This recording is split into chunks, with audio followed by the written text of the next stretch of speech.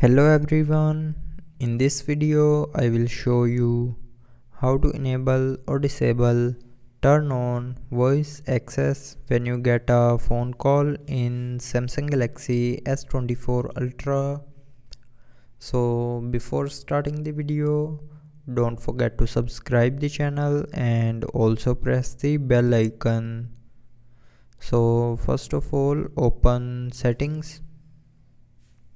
Now in settings, scroll down and here click on accessibility. Now in accessibility, click on interaction and dexterity and then click on voice access. Now here click on settings and then scroll down and here you will see a activate for incoming calls button.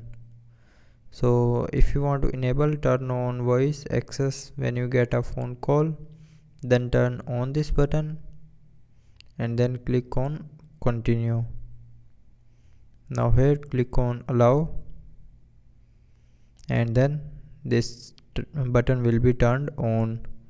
And if you want to disable turn on voice access when you get a phone call, then tap on this button again to turn it back off. So with this button you can enable or disable turn on voice access when you get a phone call in Samsung Galaxy S24 Ultra. So I hope you liked the video. Thanks for watching.